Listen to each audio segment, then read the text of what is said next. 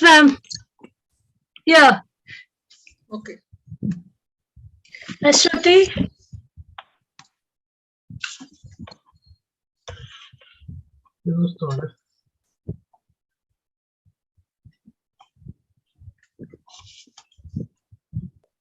Let me start.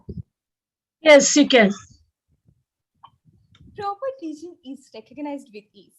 You can know it without fail because it awakens within you. That sensation which tells you this is something you have always known is a quote by Frank Herbert that encapsulates within it the beauty and art of effective teaching.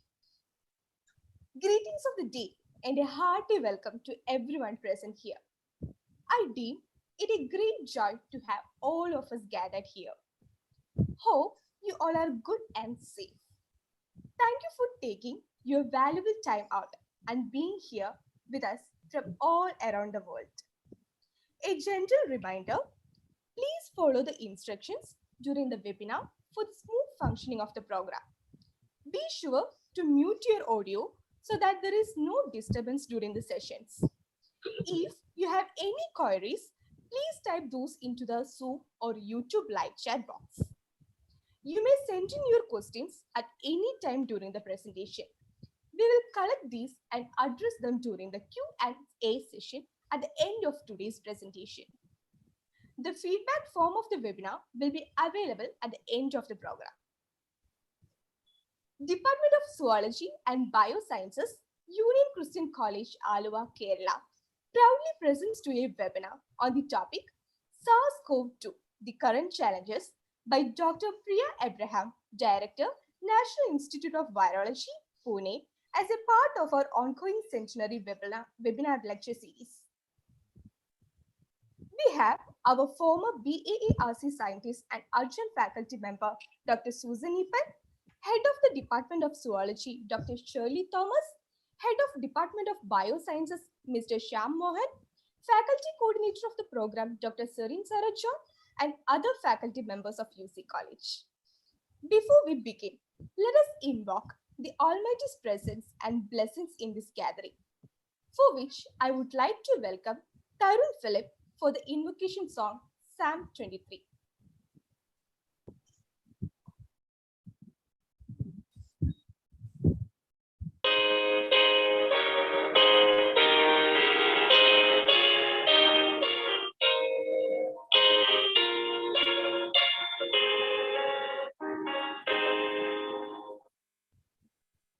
The Lord's my shepherd, I'll not want. He makes me down to lie in pastures green. He leadeth me the quiet waters by. My soul he doth restore again, and me to walk doth make within the paths of righteousness, in for his own name's sake. Yea, though I walk in death's dark vale, yet fear I will no ill, for thou art with me, and thy rod and staff me comfort still. My table thou hast furnished in presence of my foes. My head thou dost with oil anoint, and my cup overflows. Goodness and mercy all my life shall surely follow me, and in God's house forevermore. My dwelling place shall be.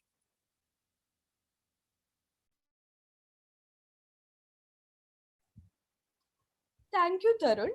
I now invite Dr. Shirley Thomas, Academic Dean and Head of Department of Zoology, to welcome our respected dignitaries.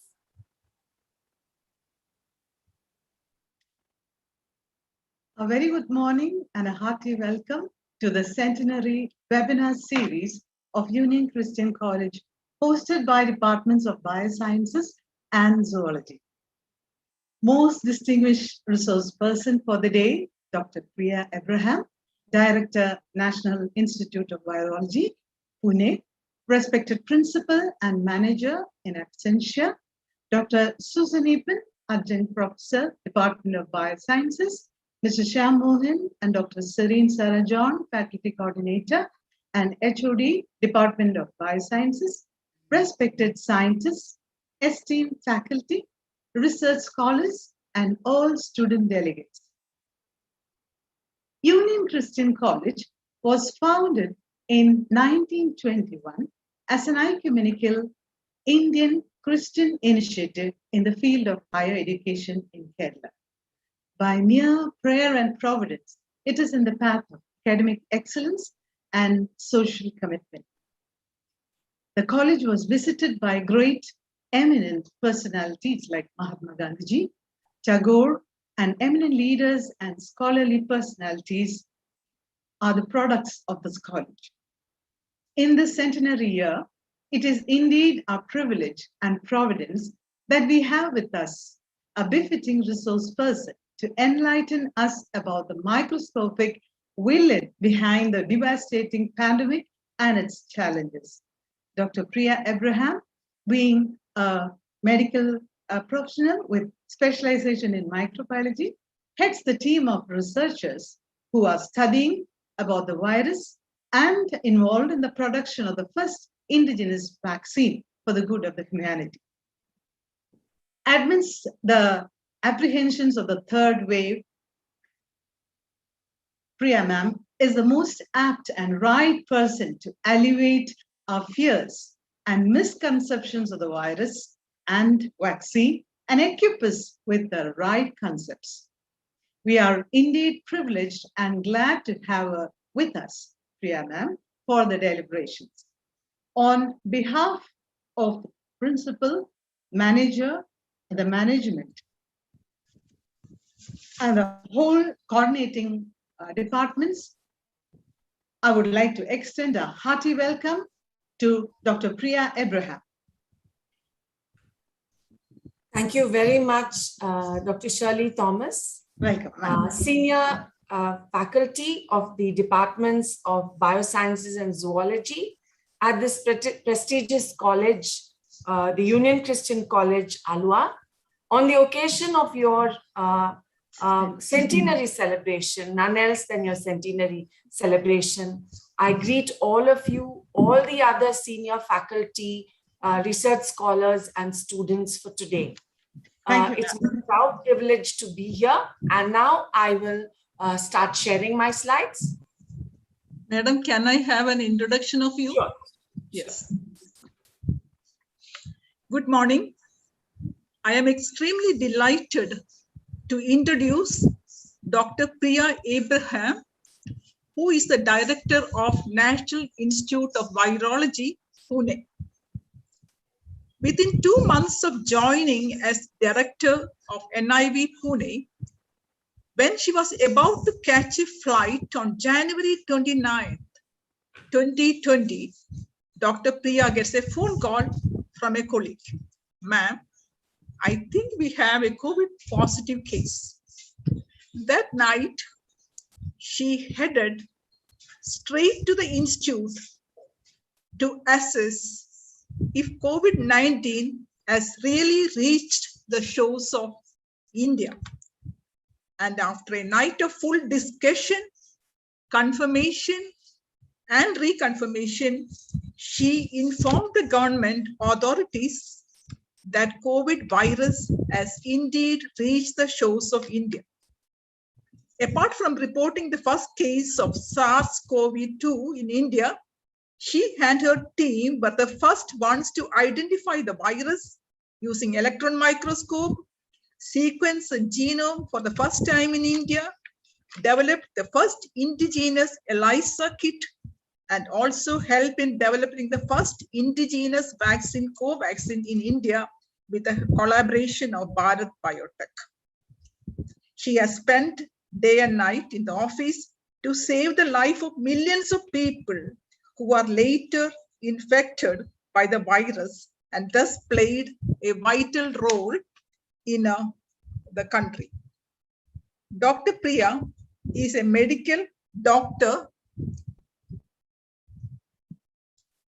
having done her MBBS and MD, specializing in medical microbiology, and later a PhD from Christian Medical College, Vellore. She was also the former head of the Department of Clinical Biology at CMC Vellore. Dr. Abraham is also a fellow of Royal College of Pathologists and Royal Society of Tropical Medicine and Hygiene.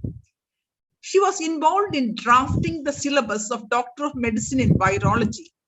Dr. Priya Abraham was also a key member of World Health Organization's Guidelines Development Working Group, meeting for hepatitis and HIV in 2012, and also for hepatitis B in 2014. She served as a consultant of World Health Organization in Myanmar to formulate hepatitis B testing. Because of her excellent work and her team's work on COVID-19, ICMR-NIV Pune was rated as the best testing facility in India and also received the exemplary institutional award for combating COVID-19 by India Today. Dr. Abraham also received Business Excellence and Innovative Best Practices Award and also Academy Award 2020 from New Delhi Institute of Management. Dr. Abraham has more than 100 publications to her credit and has more than 1,500 citations. The country owes quite a lot to Dr. Priya Abraham, who worked tirelessly to save the country from the grip of SARS COVID-19. Ladies and gentlemen, we have privilege to have a very prestigious doctor scientist, Dr. Priya Abraham, with us. And today she will speak on SARS-CoV-2, the current challenges. Dr. Priya, please. Thank you, Professor Susan Epen. I thought Dr. Shirley Thomas's introduction was elaborate and gracious enough. Thank you very much, and greetings to each one of you. So without any further delay, I will go on to share my slides.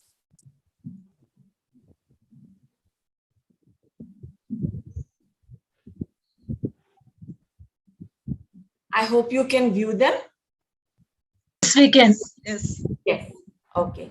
So this was the topic I chose because I thought it is a little contemporary. I'm not going to talk about what NIV did in the field of diagnostics and in vaccine development, but what is the concern about this virus today?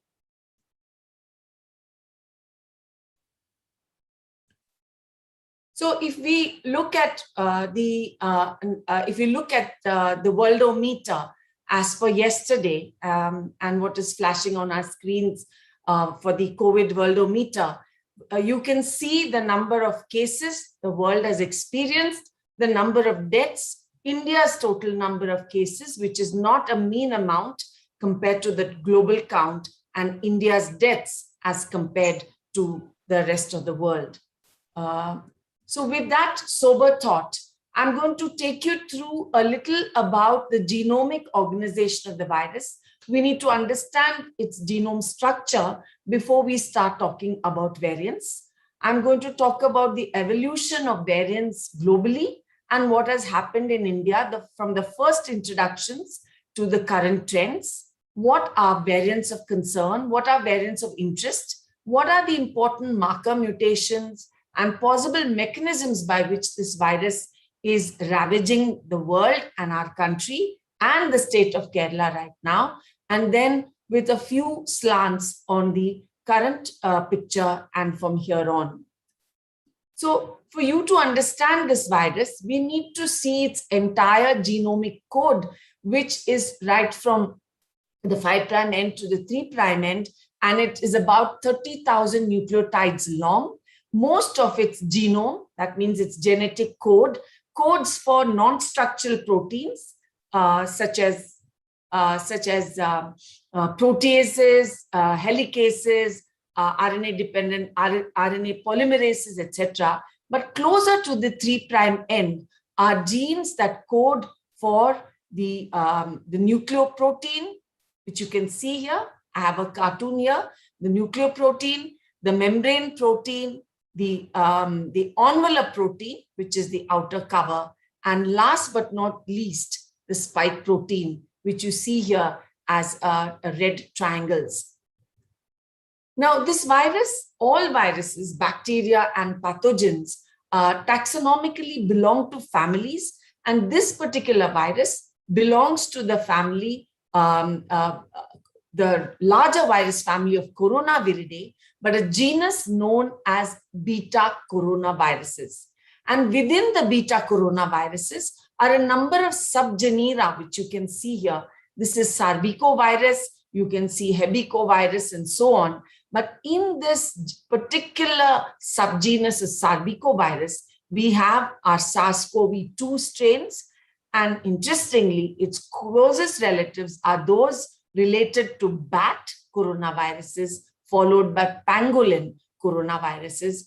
And right up top, you can see a cluster of coronaviruses right here on the top. This is the original SARS CoV-1 that struck the world from China in November 2002. And again, its closest relatives are bat coronaviruses.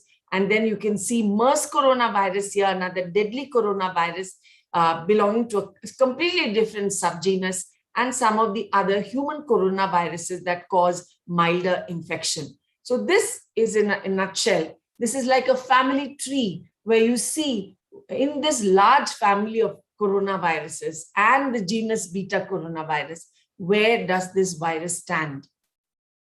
Now, a little time taken to take you through the terminologies, and often we get confused by the terminologies used. There are three major nomenclatures or terminologies used. One is the GISAID, which actually was instituted for influenza when the previous pandemic struck.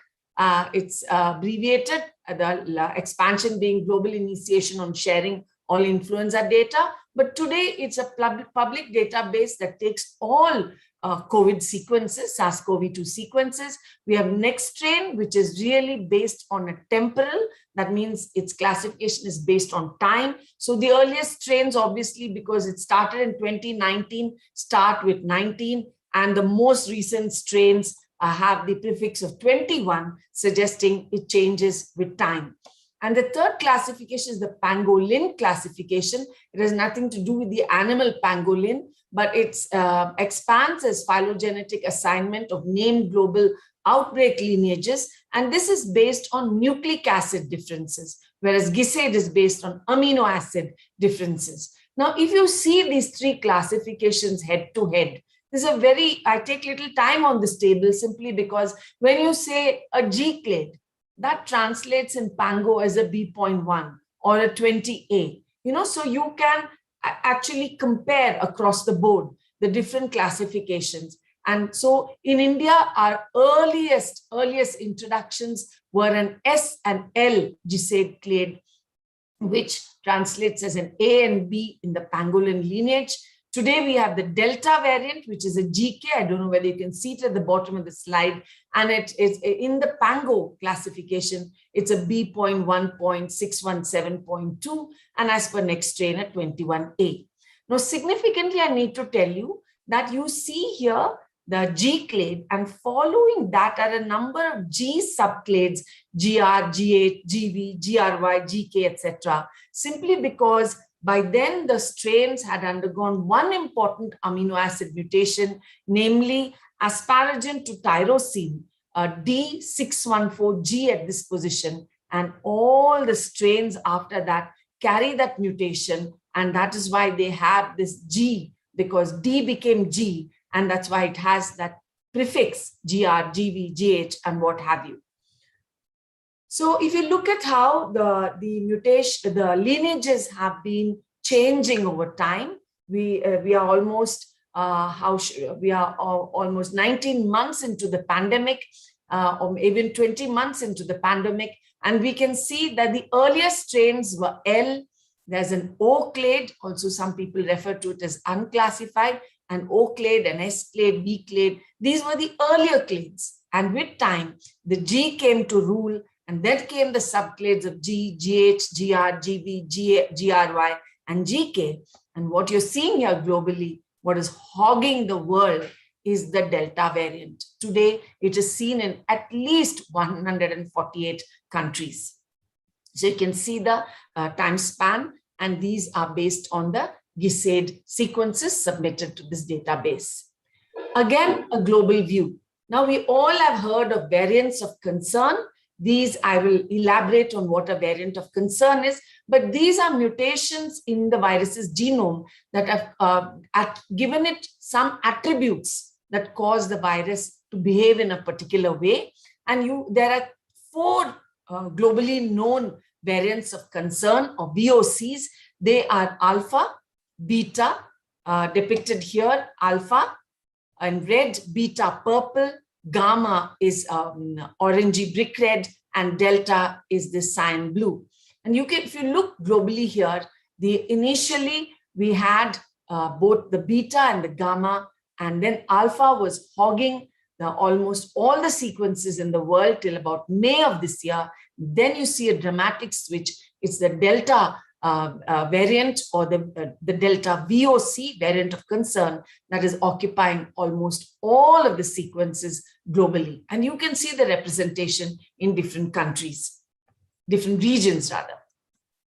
So here is a summary of what variants of concern, or VOCs, are. We had the first one recognized. It's actually by Pango lineage, a B.1.1.7 alpha, a B.1.3, this came out of the United Kingdom, a B.1.351 came out of South Africa, known as a beta. The P.1 has a Brazilian origin, known as gamma, and the B.1.617.2 is called delta, and it has its origin from our own country. Now, what does a VOC mean? It is a strain that has acquired certain phenotypic properties. That means it expresses itself in function and amino acid showing either increased transmissibility. It could have increased virulence. That means it could lead to more serious disease, more deaths. It could evade detection of many of the standard diagnostic assays, leading to false negatives. It could lead to decreased susceptibility to antiviral drugs, decreased susceptibility or effect of neutralizing antibodies, which may be therapeutic in nature, be it monoclonal antibodies or convalescent plasma. It may be able to evade the immunity that one develops after having been exposed to the infection, had COVID, and you have some antibodies, but still you have reinfections. Or despite vaccination, it could have reduced binding to the antibodies that are generated from vaccination, and therefore making an individual a little more vulnerable to infection. Now, the WHO labeled these VOCs in around the end of the year. First was alpha, then beta. You can see the countries of origin. You can see the classifications across the 3 nomenclatures. Then came gamma in January of this year, and in delta of this year, in the Indian triple mutant, which people call, it's a very crude name, double and triple mutant. It's the delta variant, the delta VOC, which was labeled a VOC by WHO in May of this year. Now, I want to again spend little time with this slide to show you, when you look at each of the 4 VOCs, they have a number of amino acids. They have a number of mutations that are outside of the spike protein. You all know the spike protein is a protein that binds to the host protein, namely the ACE2 receptor that's found on several types of cells in our body. So there are mutations, in regions outside of the spike protein, and in the spike protein, be it the alpha, certain typical mutations that you would see from asparagine to tyrosine. Sorry, I had earlier referred to the D614G, that was aspartic acid to glycine. This is 501Y is asparagine to tyrosine, and you can see the mutation here at 417, which is lysine to asparagine, and here you can see glutamic acid to lysine, and so on. And you see these mutations occur both with the beta and the gamma.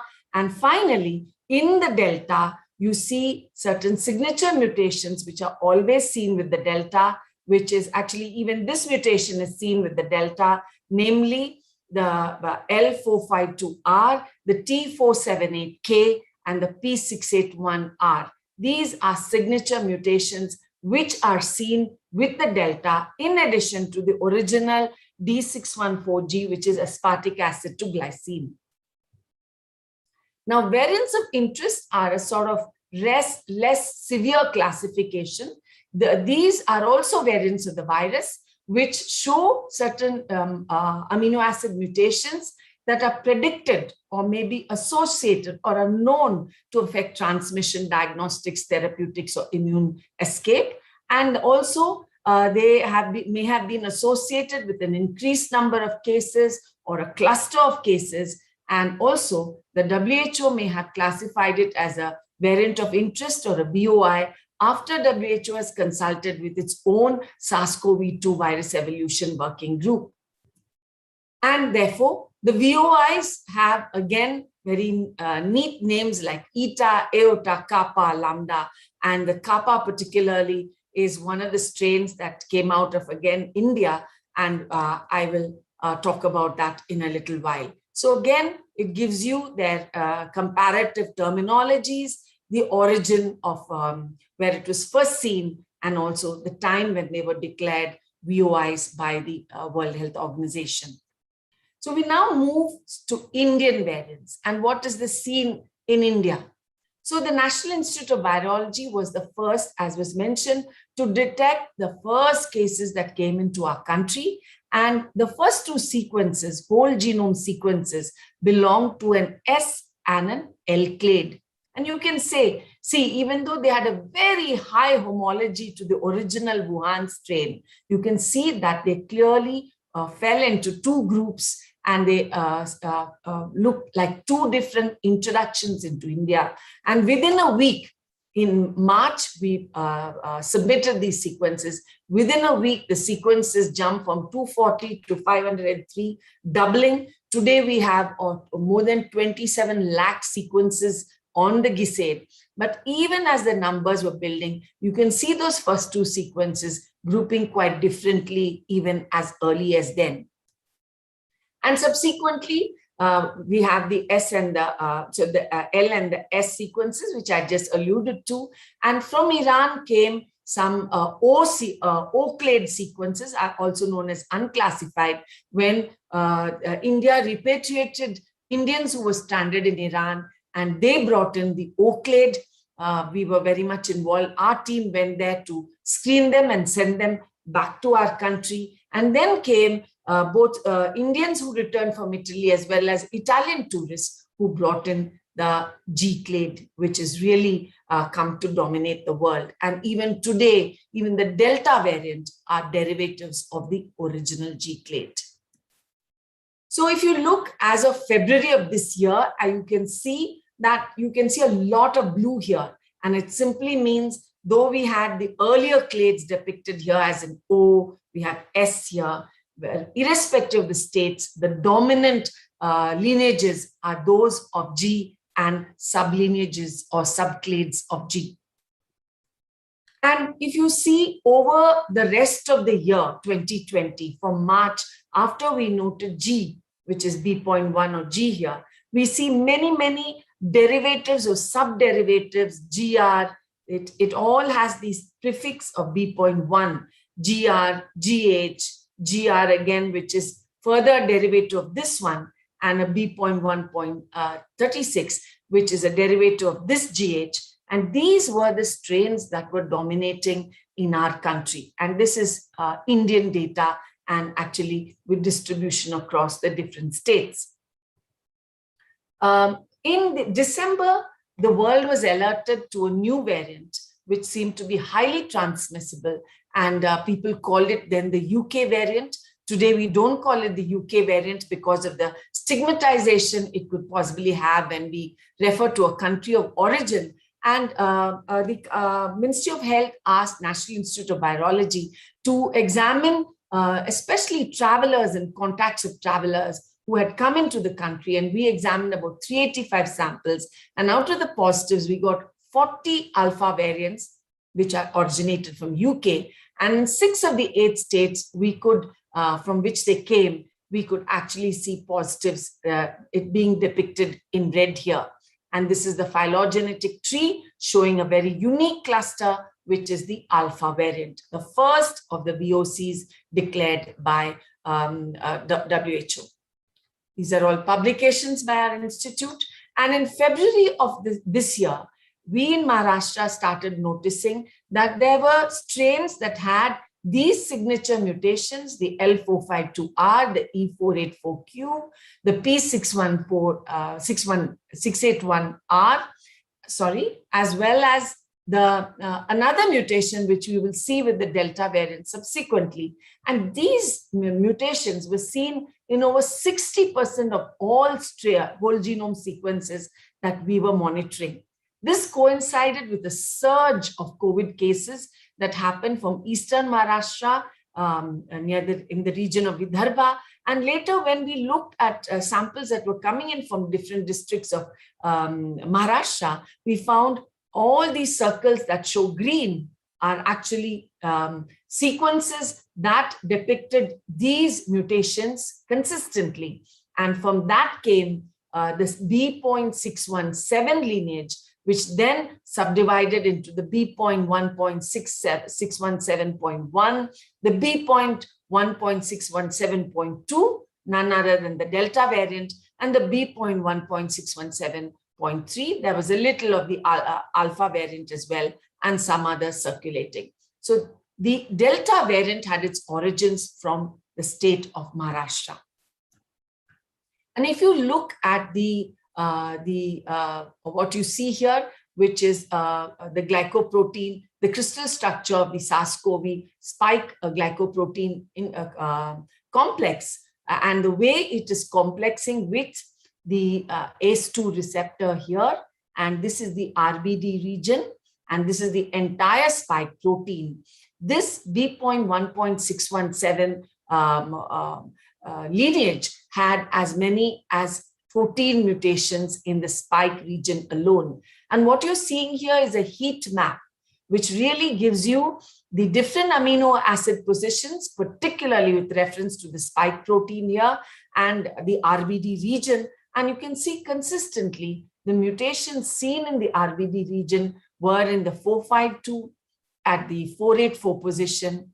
With the Delta, it was also at the 478 position and at the 681 position as well.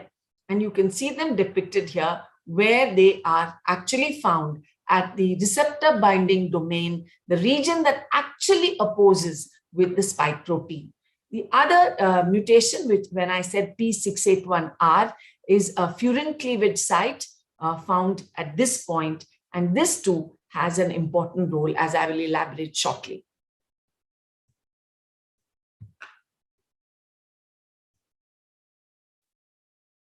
So if we look at the sequence, again, the lineages as they panned out both in Maharashtra and in the country, in May of 2021, we could see that, sorry, in February, forgive me, this is February of 2021, you can see that 60% belong to this B.1.617, which branched off into B.1.617.1, 0.2 and 0.3. And this dark green that you're seeing here, sorry, the dark green that you're seeing here is none other than the Delta variant. And you can see how it has squeezed out almost all the other lineages.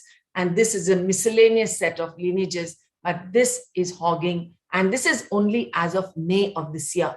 And it has gotten that much worse subsequently. And when you look at the India as a whole, and you compare February of 2021, very small fraction had the B.1.617 lineage and its sublineages. And you can clearly summarize that this came out of the state of Maharashtra.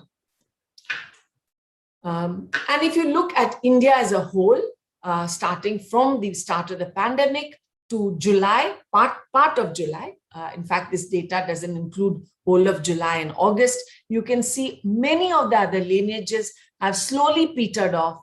And it's the B.1.617 lineage, which a sublineage being the B.1.617.2, the alpha variant, the Delta variant, which is dominating the show. This dark green is none other than the Delta variant. Now, you might have heard of Delta Plus, and a lot of our Indian media love to, I always think sometimes there's a bit of fear mongering here, and people say, ooh, Delta Plus, it's going to get very bad. It's end of times. Well, from the Delta variant, a number of other sublineages in the form of AY.1, AY.2, AY.3, AY.3.1, AY.4, up to AY.12 have been seen. And the ones bolded for you are the ones that have been seen in our country. And we believe that as this virus spreads from person to person, even within the Delta variant, it's going to undergo small changes. Remember, it's an RNA virus. And as it adapts to newer and newer human beings, small mutations will happen. And it's these small mutations that give it these micro lineages or sublineages of the Delta variant. So therefore, as I said, it has additional amino acid substitutions over and above the makeup of the Delta variant. And it does not mean that a Delta plus causes more severe illness or is more transmissible. However, we should always be watchful, vigilant to see whether any particular mutation does develop these features. And for now, as WHO recommends, it should be treated, these sublineages should be treated just like a Delta variant. So these, if you see, this is the Delta, sorry, I'm so sorry. This is the Delta variant here. And these sublineages you're seeing, there are new mutations seen here in the spike region. There are mutations seen in the other areas of the genome as well. But what I'm trying to say is Delta plus is the addition of new amino acid mutations. That's all it means. And this is the classic Delta variant here with its signature amino acid mutations. Okay, typically that being of 452, 478, and 681. So how do you attribute these mutations to severity or its effects in the infected host? We look at the binding affinity of a variant's amino acids to the ACE2 receptor, especially if those changes are in the receptor binding domain. And also we look at the effectiveness of antibodies, especially from those who have recovered from infection or have been vaccinated. The effectiveness of those antibodies to bind with the new variant. Can it neutralize or nullify the variant? And that's what is known as neutralization assays. And I would look into the cryo-EM structure of the spike protein. It has two protomers, the S1, S2, and here is the RBD region depicted in blue, where it is opposing the ACE2 receptor. And you can see some of these mutations I spoke to you about, the N501Y, which was seen with the alpha variant, asparagine to tyrosine, the K417, which is lysine to asparagine, and the E484K or Q is glutamic acid to either lysine or glutamine. These are some of the signature mutations seen in the RBD. And then when we come to the furin binding site at position 614, this is a critical area where when D gets replaced by G, we will see the effect of that. So you remember I spoke about the G clade developing this important amino acid mutation, D to G, aspartic acid to glycine. And what it actually did at this site was to actually open out the S1, S2 trimer, almost like how a bud opens into a flower. And that increases the likelihood of higher transmissibility and infection. So that was the first mutation that occurred significantly with this virus. Then when we come to the 501, this is the wild form of the protein.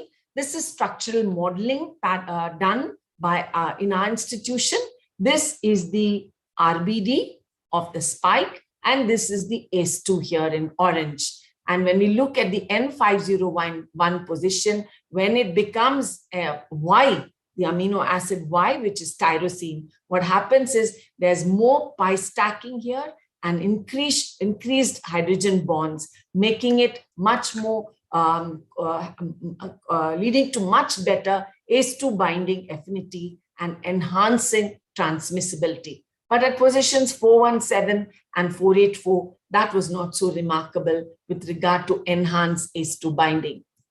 When we come to the 452 and 478, which are amino acid mutations with the delta, when 452, L452 changes to R, what happens is this protein becomes more stable. And also, if you look at positions 478, you can see there is better binding here, hydrogen bond binding, and therefore the potential increase in ACE2 binding, and therefore higher transmissibility. So these are structural modeling pictures, the green depicting the RBD of the spike protein of the virus, the orange being the ACE2 receptor of the host protein. So these amino acid mutations could impact on better binding, better transmissibility. When we look at the position 681, which is the furin cleavage site, you can see that when at position 681, P becomes R, the protein kind of opens out, and this leads to possible increased rate of S1, S2 cleavage of the spike protein, better membrane fusion, and again, better transmissibility. So this is how, using structural modeling, we interrogate, how do these mutations impact on the behavior of a virus, particularly a VOC like the Delta variant. We could also interrogate the RBD of the spike protein with antibodies, and this is a monoclonal antibodies. And when we looked at the monoclonal antibodies, particularly at position 417 and 484, this is the wild form, this is the mutant form. You can see this binding has been abolished here. Likewise, when you come to 484, this binding has been abolished here. You can see the binding here has been abolished here, therefore leading to poorer binding of antibodies to this the protein of this mutant virus. So this could affect not only monoclonal antibodies, but antibodies that is generated after natural infection or after getting a vaccine. So if I were to summarize all these mutations, each one of them come with properties of either higher transmissibility or poorer antibody binding, or what one would call as antibody escape. And you can see how each one of them behaves. And if I were to summarize in terms of transmissibility and the four main VOCs, Delta is the most transmissible, about 60 times more transmissible than Alpha. Alpha, when it was recognized, was a big rage. People thought it was very transmissible, but it's more transmissible than Alpha and more than Beta and Gamma.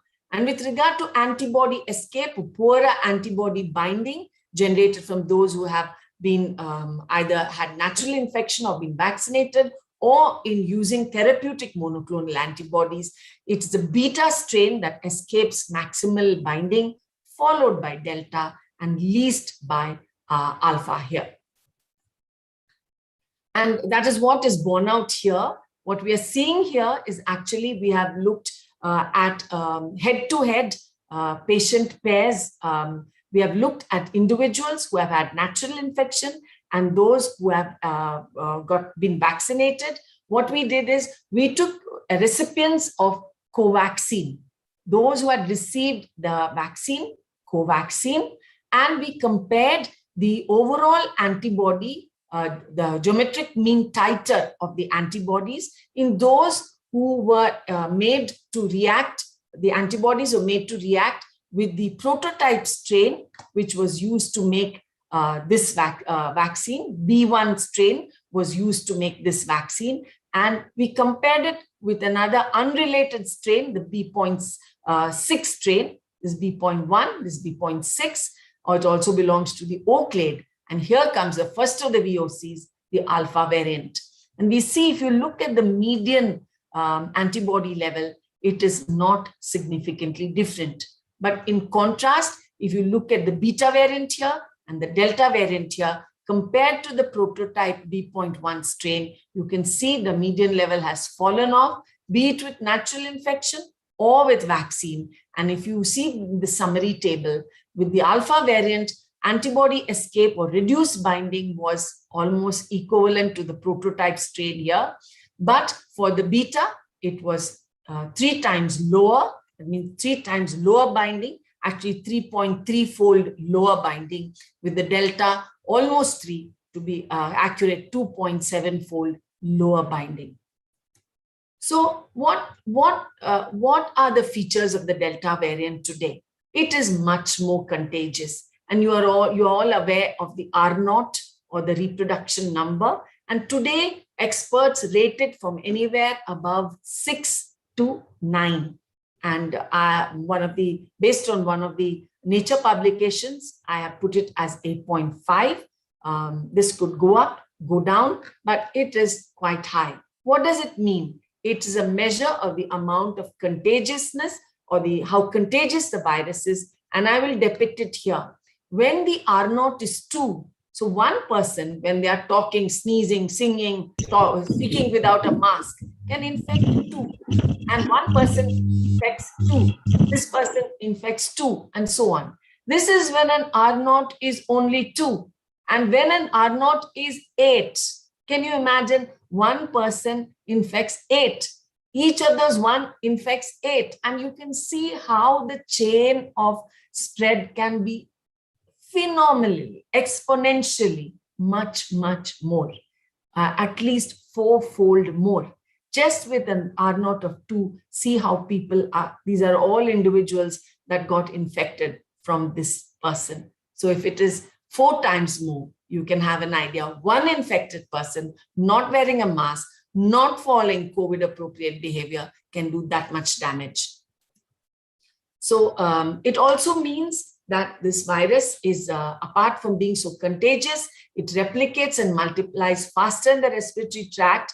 Of course, those who are immunized can pick up infection, but the virus replication is lower in an immunized person.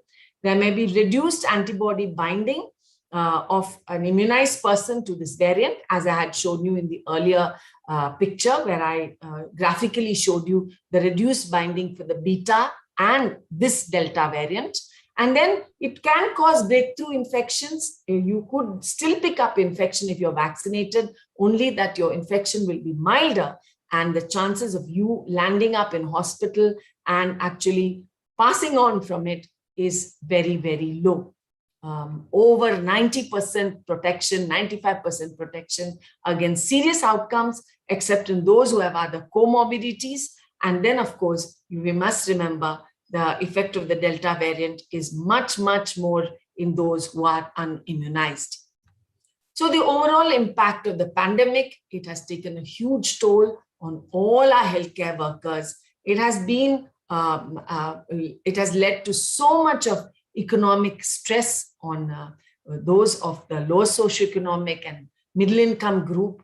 Children who have not been able to attend school for 18 months are facing psychosocial problems. It has caused a digital divide. Those who are affluent and able to access computers, tablets, and cell phones are able to take part in the training and teaching. But for those who are don't have this, those who are not so privileged, the digital divide has really become very, very big. And one of the most tragic outcomes of this pandemic is the phenomenon of COVID orphans. We have over 3,000, and I think that number is much more than that, who have lost both parents in our country. It has also led to a lot of misinformation and disinformation, which has contributed to vaccine hesitancy. This is perhaps the most foolish, stupid outcome of this pandemic, but unfortunately so, because social media is very, very powerful. And then, of course, there's a pandemic fatigue, but we are not meant to get into the fatigue mode, but we need to be more vigilant. So what is happening in Kerala? I mean, that's the obvious question, and the whole country is watching Kerala.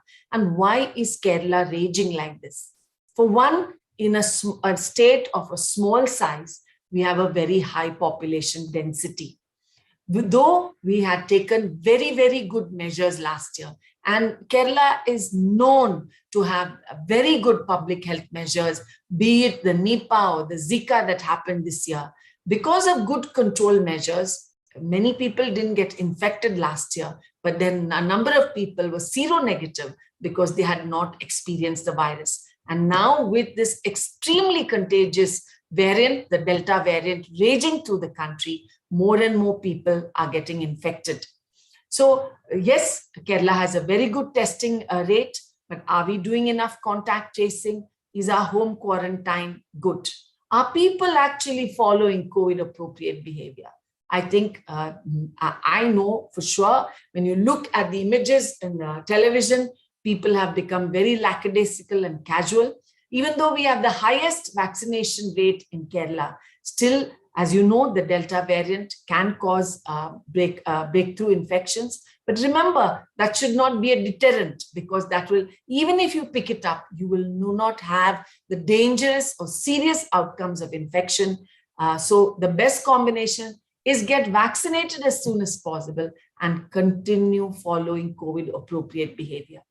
I will not hesitate to say that festivals and public gatherings have not helped in containing the spread of this virus, and everybody in the country is looking at the state of Kerala, and Kerala is called to do what it does best, better and better public health messaging and control.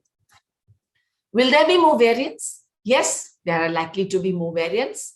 This is an RNA virus, and as it moves from one person to another person, it's likely to adapt itself more and more to human beings, because after all, it came from a non-human origin. So small mutations are likely to happen. And as it spreads, these changes could land up. Some could be innocent changes. Some could be the kind of changes that we are now faced with the Delta variant. But we remember, we have two very important powerful weapons in our hands, namely the mask, the humble mask. Please use it, and the vaccine. And they are perhaps, the mask respects no mutant. It can defeat any mutant. So you have to use the mask. And the mask and how to wear it. Unfortunately, we have people who still are so casual about wearing the mask. And you all know the mask should be worn covering the nose and the mouth. And most masks have a bridge. So press it down on the bridge of your nose so that it fully covers your nose and mouth. And these are some cartoons of how people wear their mask. There are those who have a aperture here so that they can have their coffee or their cold drink. And this is known as, dubbed as an escape hatch. There are people who take off their mask and talk to friends with the mask hanging from the ear, as good as a earring. Mask which is covering the mouth. I mean, I have walked through airports and seen even the seemingly affluent and educated having this style. This is called the sniffer or sniffer dog look. I'm sorry, but it only covers the mouth and the nose is out. Absolutely useless. This is the stash between the nose and mouth, like a mustache. This is a nose plug. Some people cover the nose and leave the mouth there open. And then you have the neck beard or the chin mask, which is of absolutely no use because it leaves both the nose and the mouth bared open. So along with the mask, we need to remember that physical distancing needs to be there, especially if we are going to be sharing a cup of coffee. Preferably share it in the open, keep that physical distance, and also remember to sanitize your hands as often as possible. As an attempt to keep a watch on these emerging variants, the Government of India instituted in December of last year 10 sentinel laboratories known as regional genome sequencing laboratories, one of which is NIV Pune, and 10 others. And you know, IGIB in Delhi has been doing a lot of the Kerala mutations. And then we expanded that to 18 more. So we have 28 totally, 10 plus 18, 28 regional genome sequencing laboratories. And as we speak, we are adding on more laboratories, which are colored in blue for you. So we're hoping to step up that vigilance to look for variants because we can't let our guard down now. And remember, the only two things that can break this chain is an I and you. And in the famous words of the Director General of the World Health Organization, people keep asking, when will this pandemic end? And this pandemic will really end when the world chooses to end it. It is in our hands. So with that, let me acknowledge my team. Dr. Varsha Pudhar, who did a lot of the genome sequencing from NIV, Dr. Priya Yadav, who grew up not only the prototype strain, but all the variants, VOIs and VOCs in our setting to do those experiments, which I showed you. Dr. Sarah Cherian, who heads the bioinformatics and structural modeling team. This is her team who helped her get those figures. And Dr. Gajanan Sapkal, who did all the neutralization assays, which are antibody assays that look at the amount of binding that can happen in naturally infected people or vaccinated people with each of these variants. And with that, can I thank you for your patient listening. These are our two campuses of NIV. This is where I'm seated right now. This is the other newer campus. And in this campus is the biosafety level 4, which is the highest biosafety level laboratory in the country. This is where we did all the preclinical trials for the covaxin. We grew up the virus, all the variants of concern, variants of interest. And with that, thank you once again.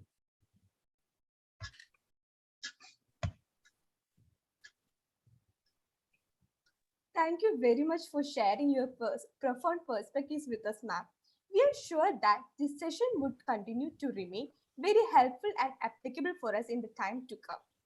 Just a reminder, please be sure to type your questions into the live chat box. We already have a few questions. Ma'am, let us now move on to the question and answer session.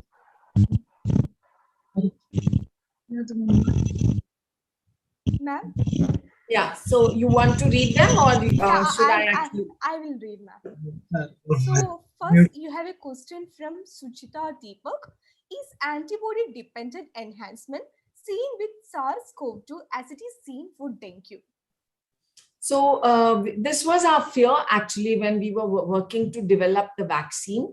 It appears that it is not as severe as what would happen with dengue virus. Dengue is the classical example, but often when we make vaccine, we are checking whichever vaccine manufacturer is always checking for that phenomenon. Right now, it is not that much of a problem as we would see with dengue. Okay, thank you, ma'am. Next question is from Dr. Sudamayi Behura. And the question is, which factor of the different strains of the virus is responsible for the selection of their target group, like women, child, aged people, and is there any effective permanent solution against these quick mutated virus in the long run? The virus does not target certain specific individuals, be it women, children, if I've got the question right, or older people. It is what happens in that individual. So older people also have a lot of comorbidities, be it diabetes, hypertension, renal disease, lung disease, asthmatics, those who have chronic or obstructive pulmonary disease. So they are the ones who are more at risk. It's not that it targets older people. It doesn't target children. It doesn't target women. In children, by and large, handle this virus better almost all the time, because it is believed that their immunological handling of the virus is different. They also have less number of ACE2 receptors, but there is small proportion of children in whom, very small proportion in whom you can have a very serious outcome.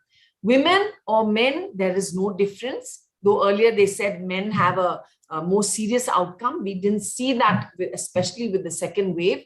Actually, it's also believed that it's the host genome and their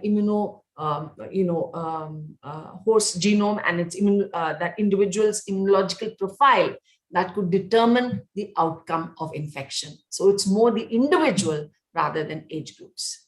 And of course, the virus, the kind of virus. Okay, thank you, ma'am. One more question is there from Shirley Anthony. Madam, what is your take on Delta plus variants? Should we be worried? I think I explained that very well, anticipating the question. Delta plus simply means more mutations in the genome as compared to the Delta variant. I had a separate slide devoted to this, and therefore we have various sublineages, AY.1, AY.2 up to AY.12. It involves specific amino acid mutations, and therefore we have to keep monitoring to see if we have one of those dangerous amino acid mutations. Thus far, we have not seen something that could be associated with very high transmissibility or very high antibody escape. Okay, ma'am. Another question from Sudhir Singh.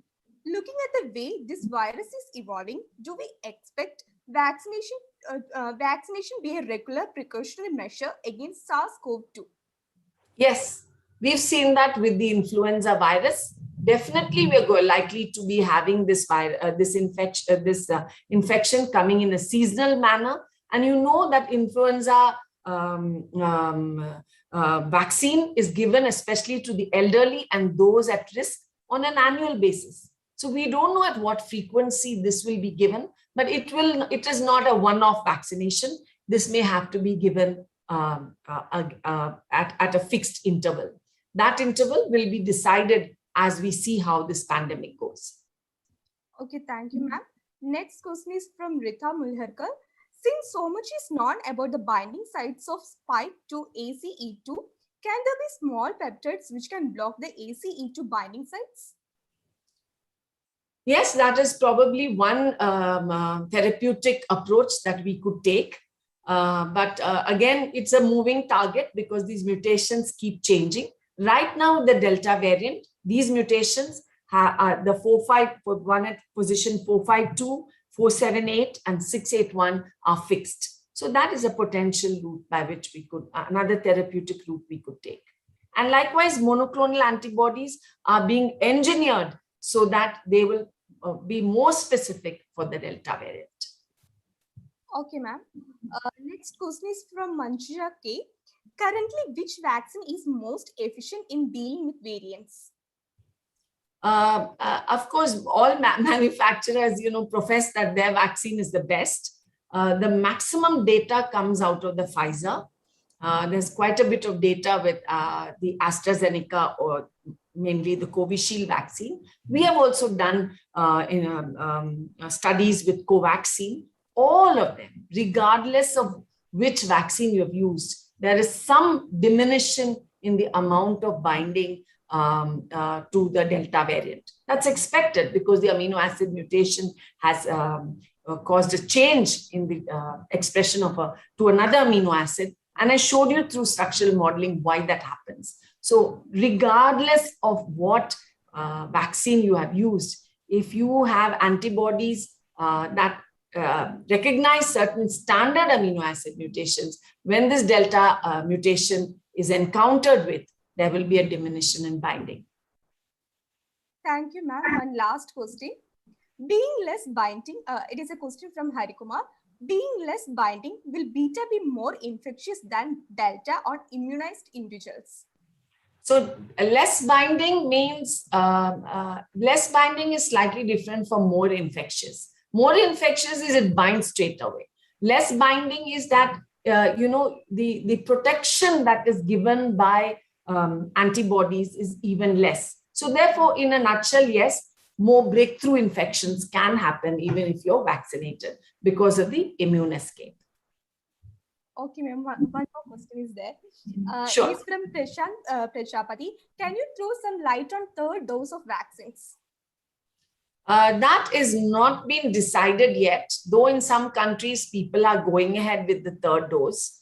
I would take a third dose will be required, but I would like to take the opinion of, again, the Director General of the World Health Organization, because when you look at the huge amount of vaccine inequity in our world, there are countries that are ready for the third and maybe bracing for the fourth. I say that casually, definitely the third. But there are countries and regions of the world where only 1 to 2% of the world is vaccinated, whereas other countries have 70% vaccination, 65% vaccination. So that recommendation of a booster dose or the third dose will take some time to come as an official recommendation, but we will need a third dose eventually in the future. Ma'am, one more question from Geetika. Why is Covaxin not allowed worldwide? Because it needed to have a WHO approval. And I'm told many of you would have heard the chief scientist, Dr. Soumya Swaminathan, on her YouTube saying that paperwork and approval is likely to happen in the month of September, maybe as early as middle of September. So then that will open things out for Covaxin a lot. Every vaccine has to be submitted to WHO and it's a very rigorous scrutiny of their data.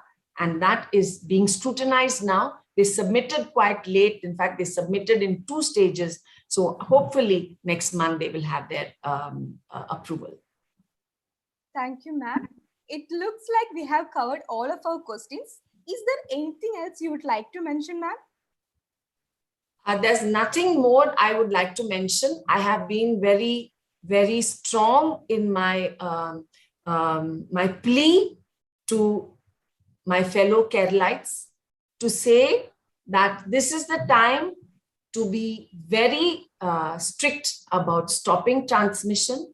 You may be vaccinated. Some may not have yet got the second dose, or some are not vaccinated at all. But I'm telling you, until such time that you have an opportunity to get vaccinated, that mask and COVID appropriate behavior will go a long, long way. Once again, thank you. We are so glad to have you today, ma'am.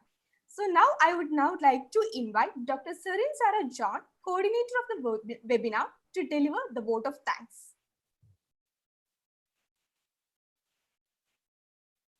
Yeah, good afternoon all. I'm very much delighted that we could conduct this webinar effectively jointly by the Departments of Zoology and Biosciences as part of the centenary celebrations of our college. So I must compliment our today's resource person, Dr. Priya Abraham, Director, NIV, for spending her valuable time in spite of her busy schedule. She was with us, and she shared her detailed knowledge on the most debated topic, SARS CoV-2, the current challenges. Ma'am, our heartfelt thanks to you for giving us a lucid, simplified, and impactful session, stressing about the importance of vaccination, and also you have pointed out the most powerful tool that is the mask which we are all supposed to wear, and we should wear it properly. And also you talked about the sanitizer, and you clearly expressed all the details, and it was an excellent it was an excellent and cohesive presentation, and we had a great learning opportunity. And on behalf of the whole college and the entire fraternity, I extend my heartfelt thanks to you, ma'am. As you rightly said, only I and you can break the chain. Thank you so much, ma'am, on behalf of the college and entire fraternity. And I thank our beloved manager, Reverend Thomas John, and principal in their absence. They were all supporting us in our all academic endeavors. And also, I am very grateful to Dr. Susan Epen, our adjunct faculty. An event like this could not have happened without her meticulous planning, and she's always there uh, for us, with us in each of the webinars, and she provides the best speaker. Thank you, Susan ma'am, for being with us. And my sincere gratitude goes to Dr. Shirley Thomas, our academic dean, head of the Department of Zoology, for being the catalyst that stimulated us to do the best part in our academic activities. And thank you, Shirley ma'am. And I must thank our head of the department, Mr. Shyam Mohan, for the perfect guidance and all the support he has extended to us. And also, I thank my students and my colleagues for their best support. And finally, I thank all the participants who around the globe who supported me and who were watching this video, live telecast and the webinar. And I thank all of them. And I wish to see all of you in the next webinar on plant genomics, scheduled on September 4th. Thank you all. The feedback form is shared in this chat box. Thank you, Priya ma'am, again, once again. See you all for the during the next webinar. Thank you. Thank you very much. It has been a big honor. I hope it was understood by all. Yes, because yes. I became very technical. So I hope it was useful in some Yes, way. Yes, thank you so much, Priya. Thank you so much. We know that you have a very busy schedule, and in spite of the busy schedule, you have been with us for such a long time. Thank you so much, ma'am. Thank you so much. Thank you so much. Thank you, participants also. See you all. Thank you, ma'am. Ashwati, you can say about feedback form. Ma'am, yes.